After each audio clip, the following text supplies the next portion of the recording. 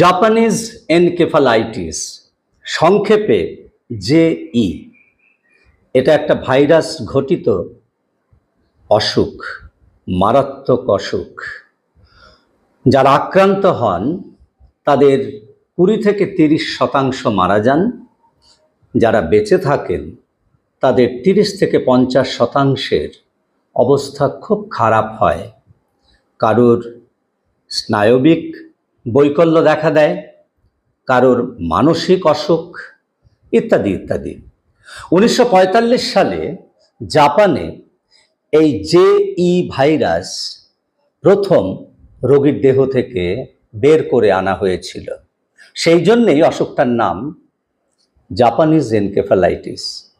ভারতে তামিলনাড়ুর ভেলোরে 1955 সালে প্রথম জেইর ভাইরাস মানুষের দেহ থেকে বের করে আনা হয়েছিল।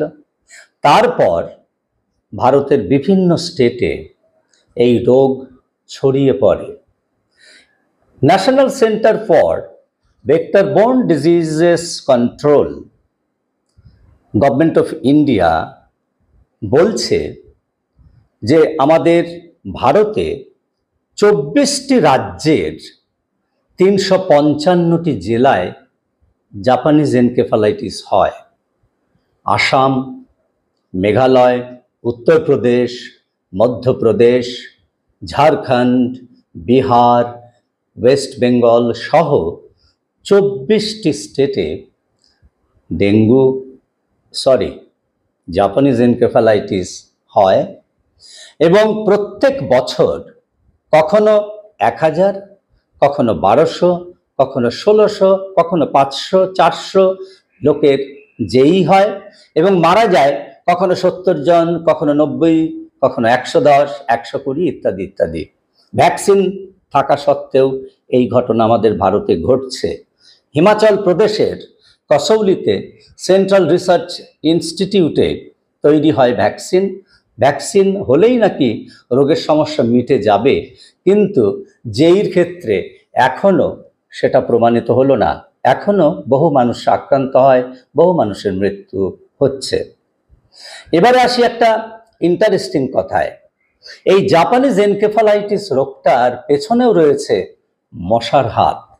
ভারতে বহু প্রজাতির মশার দেহ থেকে জেই ভাইরাস আইসোলেটেড হয়েছে, কিন্তু মূলত 3টি মশা, কিউলেক্স ভিশনুই, কিউলেক্স সিউডোভিশনুই এবং কিউলেক্স ট্রাইটেনিওরিঙ্কাস এই জেইর পেছনে রয়েছে, অর্থাৎ জেই ছড়াচ্ছে এরা।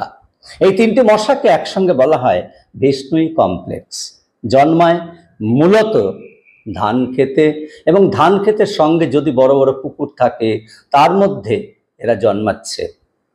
এবং এই জাপানিজ এনকেফালাইটিসে কারা ভোগে? ধান ক্ষেতের পাশে যারা শুয়োর পালন করছে বা অন্যান্য যে জলচর পাখি রয়েছে, এরকম একটা পরিবেশে সাধারণত গরিব শ্রেণীর মানুষরা জেইতে আক্রান্ত হয় সব থেকে বেশি।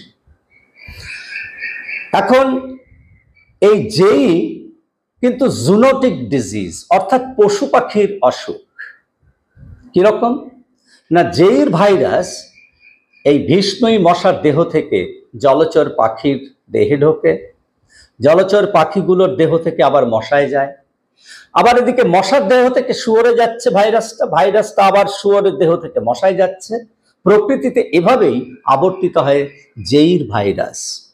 হঠাৎ করে মানুষ যদি তাদের কাছে চলে আসে, যখন পরিবেশে মশার বাড়ন্ত হচ্ছে কিউলেক্স ভিশনুই মশার, এবং যখন এইসব পশু পাখির মধ্যে জেই ভাইরাসের লোড অনেক বেশি হয়েছে, তখনই মানুষ আক্রান্ত হয় এবং জেইতে ভুগতে শুরু করে। গরিব মানুষদের মধ্যে আরেকটা জিনিস লক্ষ্য করেছি, বিশেষ করে জেই প্রবণ এলাকায় অনেকে গোয়াল ঘরে রাত্রিবেলায় গরু চুরি হয়ে যাবে এই ভয়ে পাহারা দেয় মশারি ছাড়া ঘুমিয়ে ঘুমিয়ে। জেইর যে মশা, তারা কিন্তু গরুকে কামড়াতে পছন্দ করে, কিন্তু গরুর পাশে যদি একটি মানুষ মশারি ছাড়া ঘুমিয়ে থাকে তার রক্ত খেতে আপত্তি কোথায়? এবার যেই ভাইরাসবাহী সেই মশা যদি তাকে কামড়ায় তার তো যেই হবে। সমস্যা সমাধানের পথ ভ্যাকসিন প্রথমেই। যারা যেই প্রবণ এলাকায় বেড়াতে যাবেন তারা ভ্যাকসিন নেবেন, ভ্যাকসিন ব্যবহারটা ম্যান্ডেটরি করে ফেলতে হবে। এবং যারা যেই প্রবণ এলাকায় বসবাস করছেন তাদের ভ্যাকসিন নেওয়াটা বাধ্যতামূলক করতে হবে। রাত্রিবেলায় অবশ্যই মশারি ব্যবহার করতে হবে। ভারত সরকারের পক্ষ থেকে যে কীটনাশক মেশানো মশারি দেওয়া হয় সেই মশারি নিচে ঘুমোলে 100% প্রোটেকশন মিলতে পারে। এছাড়া টুকটাক রিপেলেন্ট ইউজ করা, যারা বেড়াতে যাবেন ওই সব জায়গায় ফুল স্লিভ জামা পরা, এসব করে আমরা মশার হাত থেকে খানিকটা রেহাই পেতে পারি। ভ্যাকসিন থাকলেই যেই চলে যাবে, এটা যারা এতদিন বলে এসছেন তারা নিশ্চয়ই বুঝতে পারছেন যে ঠিক সময়ে ভ্যাকসিন যদি প্রয়োগ না করা হয় যেই মুক্ত হওয়া যায় না।